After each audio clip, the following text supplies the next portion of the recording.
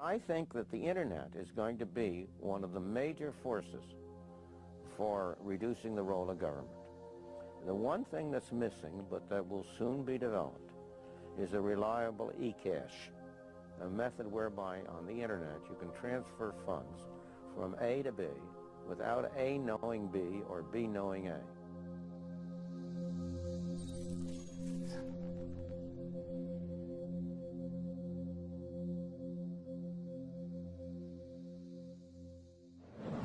What is a Bitcoin? What is Bitcoin? What backs a Bitcoin? You put some of your money, real money, online, and it turns into Bitcoin. I don't even know why we call them coins, except that they call it coins in the name. I think Bitcoin has turned into a massive multiplayer online game where speculators are trying to out-speculate each other. Is it a means of exchange or an asset class? I see you taking my real dollars, and then you give me virtual money in return. Thanksgiving dinner, my grandmother asked me, what the heck is this Bitcoin stuff anyway, right? And I said to her, do you remember when Visa cards first came out? You were used to paying with cash or with a check, and then a Visa came out. It was this weird payment system that you didn't understand. And she said, yeah, I remember that. I said, well, Bitcoin is just the next evolution of another payment system. Bitcoin. By now, you've probably heard of it. The wild fluctuations in its price has gained the attention of the mainstream financial media. But Bitcoin is much more than just your average investment. Beneath all the hype and hysteria lies what could be the most important technology of our lifetimes. So what exactly is it? To fully appreciate the characteristics that make Bitcoin a potentially world-changing technology, we first need to understand what money is. Currency started developing 6,000 to 9,000 years ago, some sort of medium of exchange, and people used something of value. Societies around the world, though, started to select gold and silver as their primary currency about 3,000 years ago, and then in about 680 BC, they became money when they were minted into coins of equal weights. Governments started creating representative currencies where you deposit your gold and silver, or they have gold and silver in the treasury and they come out with notes that are basically a claim check on the gold. So they're supposed to be as good as gold because you can always convert them into gold. Throughout history, precious metals were chosen as money, not through government decree, but because of their unique features. Gold is rare, easily recognizable, portable, durable, and divisible.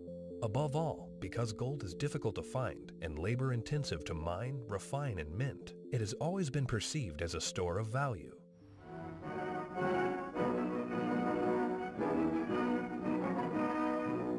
At Bretton Woods, New Hampshire, delegates from 44 allied and associate countries arrived for the opening of the United Nations Monetary and Financial Conference.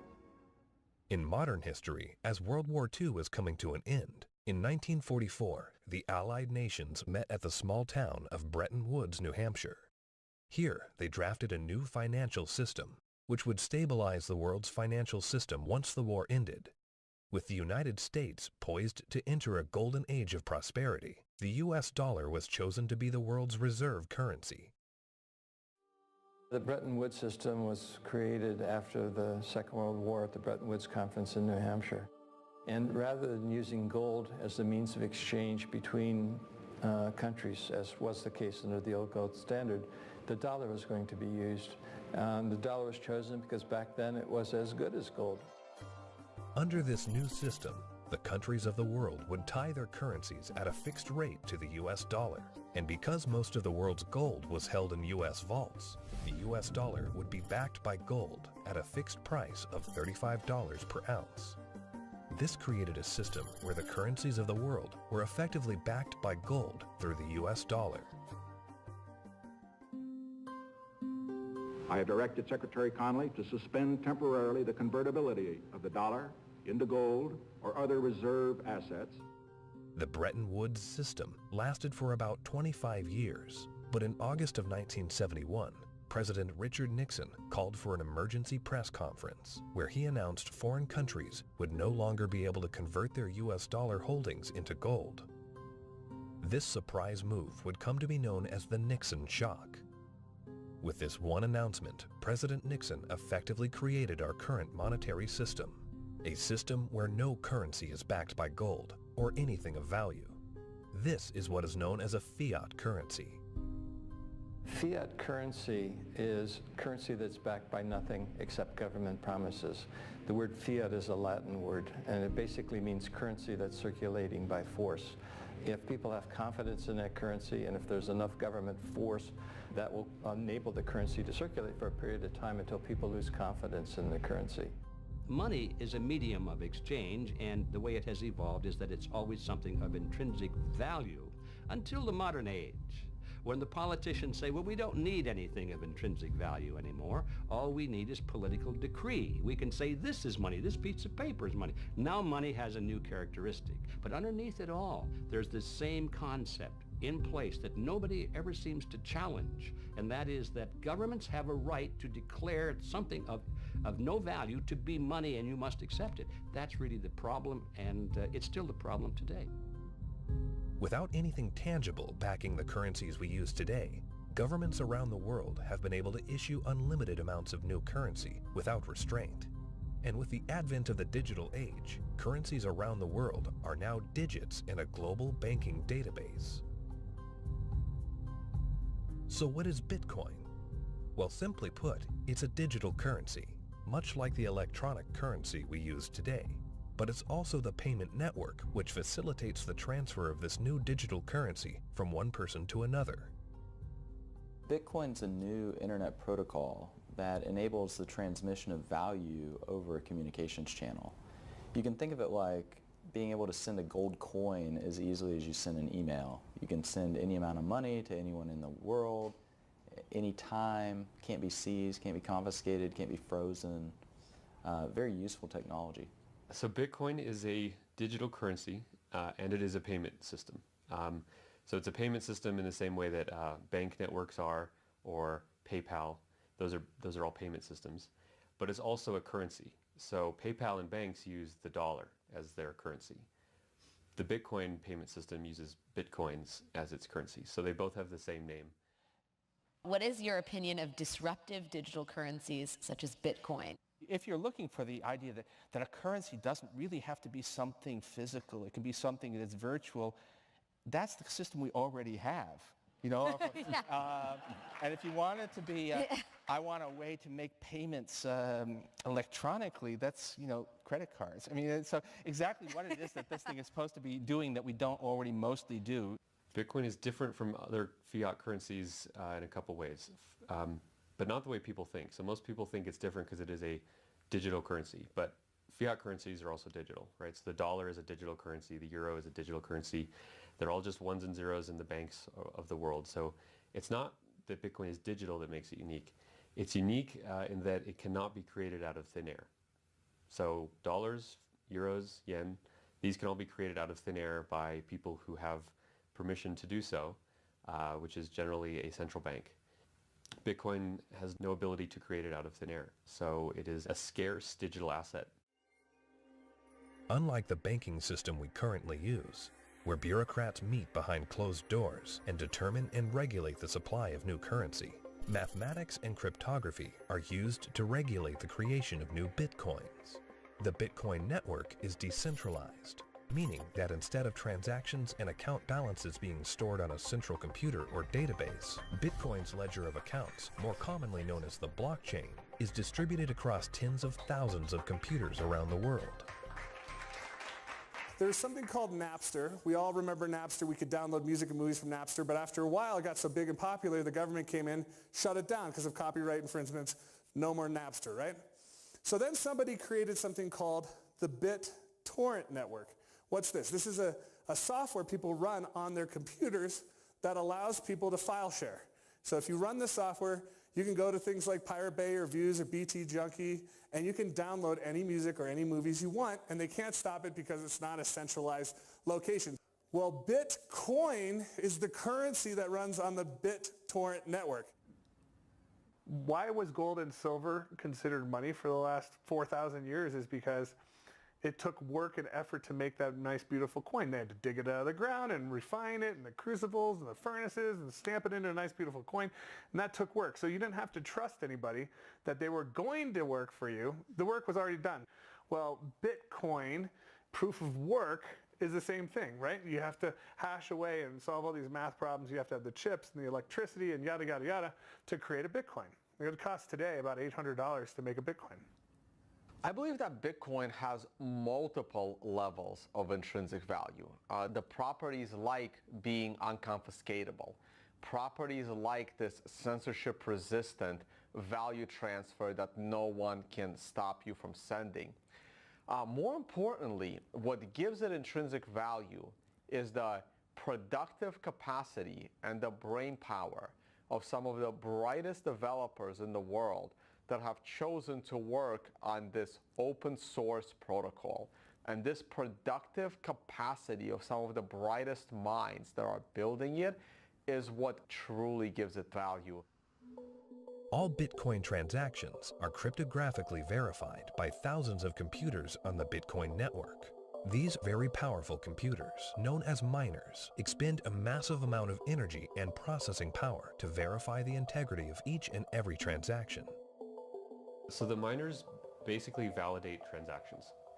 All these transactions are flying around, and they have not yet been formally vetted by the network.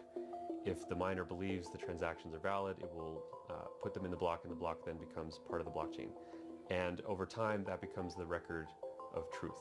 And so what that means is that if you receive Bitcoin and a few blocks happen after you receive it, no one can ever take that money away from you because the blocks have been stuck into the blockchain, they can't be reversed, and you know that the money is truly yours. The decentralized nature of the Bitcoin network eliminates a single point of failure and makes it impossible to be hacked or to be shut down. Bitcoin transactions are transmitted peer-to-peer without the need for a third party, meaning that the user is in complete control of their money.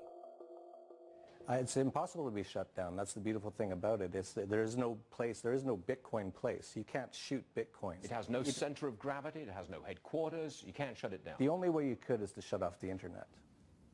Your average person has absolutely no idea how their email works, but it works, and that's all that really matters. And Bitcoin's very similar to that. But as far as what I would do to tell people or describe to people who don't know about Bitcoin what it is, I would say it's a form of money that you can just use on your phone or your computer in today's digital age where everyone's on the internet, that is much faster to send than most of the banks, and it has, for at least since its inception in 2009, risen in value.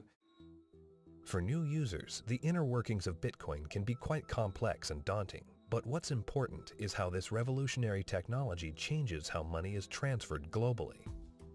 Right now, every single payment that you make to another person goes through an intermediary. Either PayPal or bank or Visa or MasterCard. And more importantly, the governmental jurisdiction decides if you're allowed to make that payment.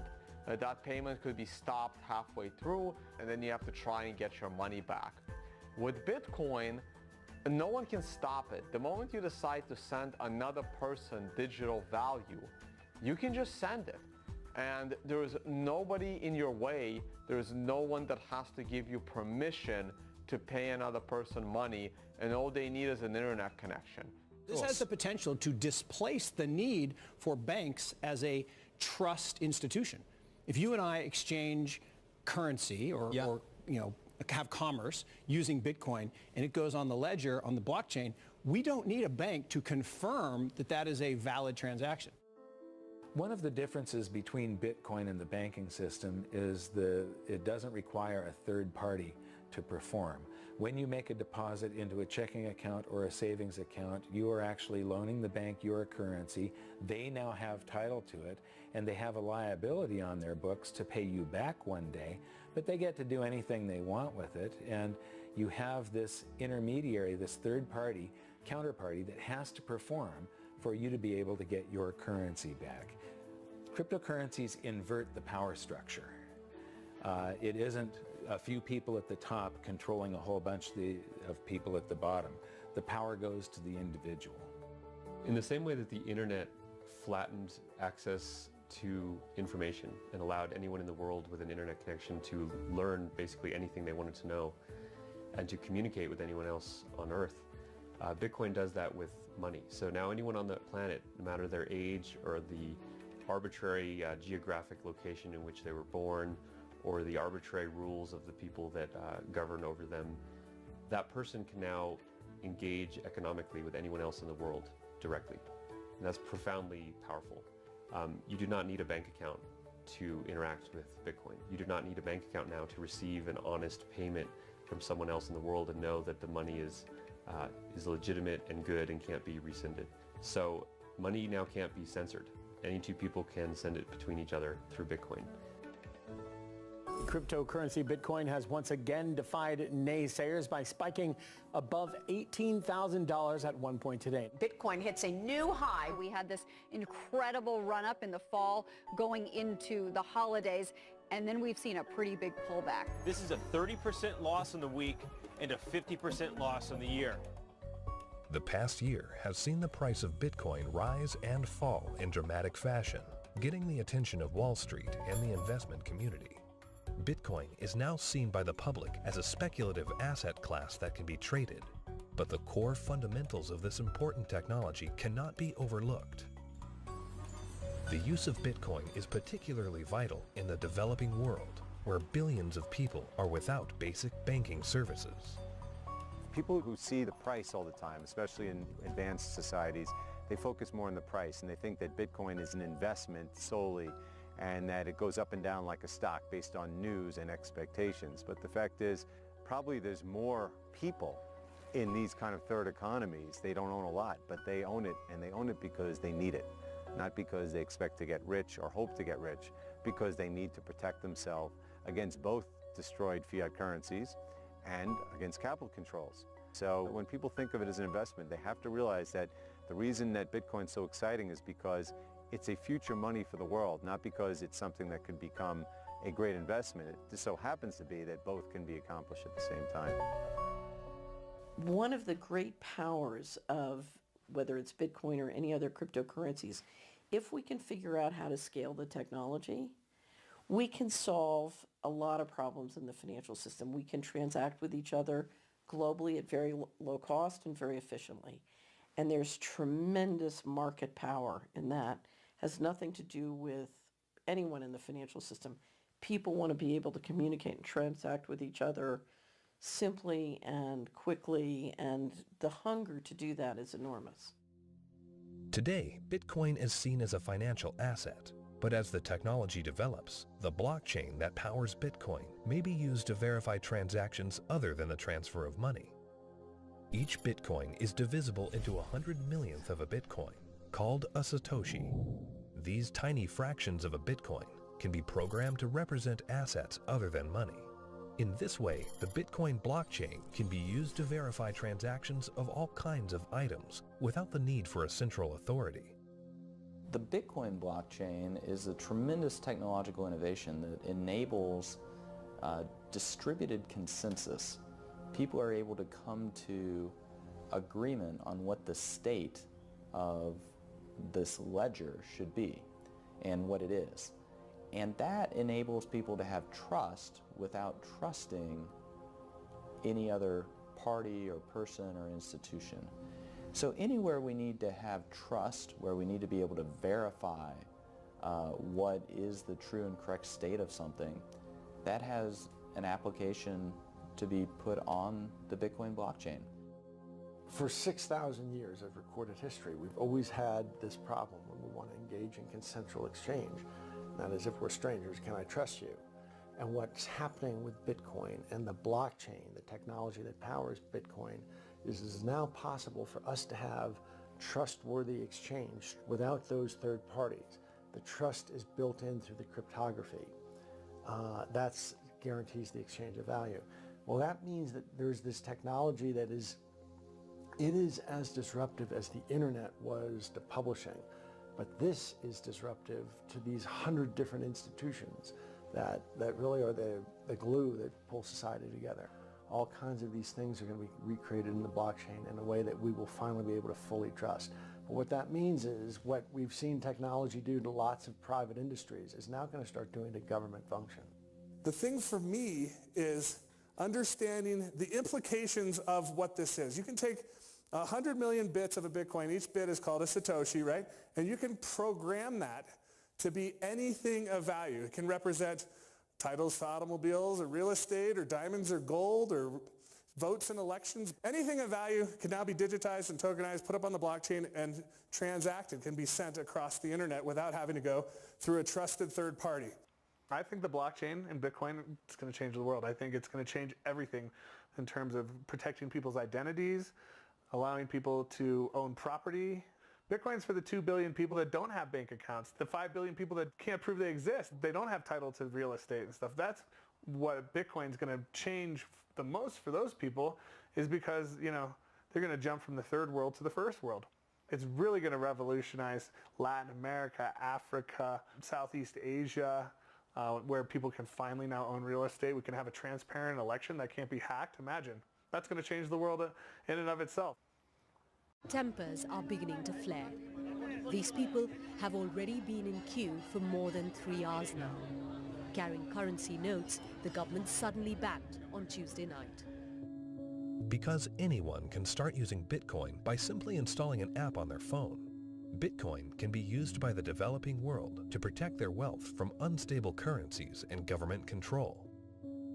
We're seeing it behave as a crisis currency in Venezuela, in Nigeria, in Zimbabwe. When these countries can't get a grasp on their own monetary policy, people flood to Bitcoin. The fate of the unbanked and underbanked population no longer lies in the hands of corrupt governments, centrally planned economies, and central banks. There's a new option, a plan B. Personally, I live in the United States, and a lot of people in the U.S. get bank accounts very easily, have credit cards, debit cards, and all of that, and they don't find that there are too many frictions and pain points. But in a country like India, there are 233 million individuals who are unbanked, who don't have access to a traditional financial infrastructure, and so they're operating cash payment to cash payment. But Bitcoin has become a game changer. So individuals, in essence, can hold on to it, they can spend it, they can transfer it internationally. There are so many use cases. Currently, Bitcoin transactions can sometimes carry a significant fee, making it unsuitable for use for small transactions. But Bitcoin is programmable money, meaning that new layers and technologies can be integrated into it. In the near future, one such development, called the Lightning Network, will help reduce the cost of Bitcoin transactions. At the moment, Bitcoin is actually suffering from being too popular.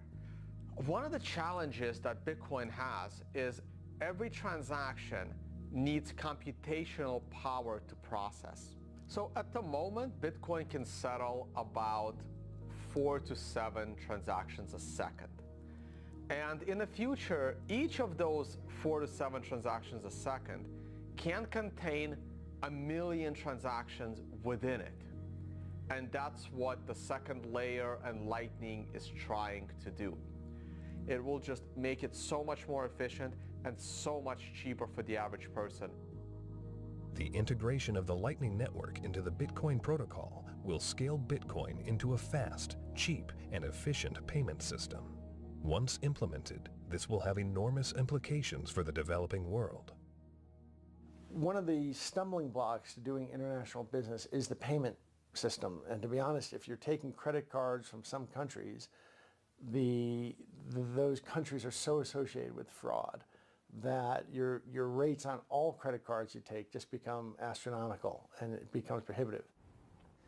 Something like 33% of the credit card transactions coming out of Africa are fraudulent. So nobody wants to take business from Africa. It's just too risky. With Bitcoin, you know the funds are good. So as a merchant, yeah, pay with Bitcoin. I'll sell anything you want, that's legal to Africa. That has tremendous implications, to be able to get access to these types of products and services so seamlessly. And then they're able to start having property rights. And property rights is really what's going to help lift them up out of poverty.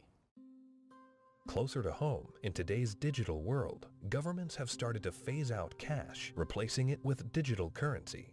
In this environment where concerns over personal privacy are very real, Bitcoin provides monetary sovereignty outside the control of government policy. When you have a situation where the government is trying to control, they don't want people to have the means of hiding anything from them. Not just from a tax standpoint, they want to know what everyone's doing in Big Brother fashion. So, the way that I look at Bitcoin is it's the ultimate monetary weapon that the people have never had in history. Every government in the world wants to go cashless. One of the reasons is that in a cashless society, you are not able to exit the banking system. When people panic, they run to the ATM machines, they run to the bank and they withdraw money. The other thing is the governments are starting to run out of money, and governments don't build anything. They just use other people's money. So they are treating everyone as a tax evader. I believe the main reason why Bitcoin is so popular and important is not because of its finite supply and being gold. It's because of anti-money laundering laws preventing people from doing what they want with their money. One of the main functions of government is to create currency. Bitcoin is successful only because of its potential for circumvention, lack of oversight. So it seems to me it ought to be outlawed. It doesn't serve any socially useful function. As to whether or not Bitcoin is illegal or should be seen to be illegal, cash has been used for a whole heck of a lot more illegal things than Bitcoin has through the years, and still is today. Cash is untraceable. It's easily transportable. Nobody knows where that dollar has been and how it's been moved from hand to hand to hand. So it's just a matter of making that connection that a cryptocurrency is really not a new thing. It's just a different version in a digital form of something that's existed in our society and legal structures for millennia. Bitcoin is shifting the paradigm and challenging the legacy financial system. Recently, Jamie Dimon, chairman and CEO of JP Morgan Chase, America's largest bank, was quoted calling Bitcoin a fraud. Why is Bitcoin a fraud? Here's the reason. Governments, the first thing they do is form a currency. They like to control the currency. They control it through a central bank. They also like to know who has it, where it is, where it's going. You got people like Jamie Dimon, a serious guy, calling it a fraud. Calling a fraud? You mean like there was hundreds of billions of dollars of securities that Jamie Dimon sold the public a decade ago called mortgage-backed securities? He's calling Bitcoin a fraud? Is that going to go to zero like his securities that he sold the public? First with respect to asking a banker about whether they like Bitcoin or not, that's kind of like asking a king, do you like democracy? It's just so thoroughly frustrating and insulting when people who know very little about what we do watch an up-and-coming technology and have the audacity to call us all criminals. We're not the criminals here. The whole damn reason this ecosystem exists is because they're the criminals. And it doesn't really matter at this point what he thinks. The genie's out of the bottle. Somebody in this room or somebody at this conference or somebody around the world is going to solve the problem of decentralized lending and value-stable currencies and decentralized exchange. And within 5 to 10 years, banks will become less and less relevant, just like landline telephones are becoming less and less relevant. And we're going to wake up one day and we're going to be in charge of our own money. And Jamie Dimon, in retirement, can watch the world as it is, not the world as he would like it to be. The Bitcoin blockchain is built on decentralized consensus outside the control of a central party. However, with the hype in the rise of cryptocurrencies such as Bitcoin, both central banks and commercial banks have started to develop their own digital currencies under the guise of what they call blockchain technology. My big fear is that what is going to happen is blockchain technology will be adopted by governments, and fiat national currencies will be run on blockchain technologies, and the whole monetary system globally will eventually become cashless. And at that point, if it's centralized and there's an entity that runs the blockchain, they can lock you out of it if they don't like what you're doing, and they can trace everything that you do. Every transaction, everywhere you go, will be recorded. And so, you know, if we're not careful, this has the ability to enslave us or free us. I think blockchain or any kind of open ledger distributive database will have a tremendous impact on our world. My fear is that, and this is used to centralize, digital technology gives a banker the ability to put a chip in you, to tax you whenever they want, to interface with a money system. So I love the innovation, and the question for all of us is, how can we innovate and make the financial system more efficient and do it in a way at the same time where we distribute the power lines in the political system? The blockchain is a technology, which is a good technology. We actually use it. It will be used for a lot of different things. God bless the blockchain. Cryptocurrencies and digital currencies, you know, I think are also fine. You know, JP Morgan moves $6 trillion around the world every day. We don't do it in cash. It's done digitally. If it can be done digitally with the blockchain, so be it. But it'll still be a dollar cryptocurrency. A majority of the people are using the word blockchain, and they don't really care whether it has this decentralized mining.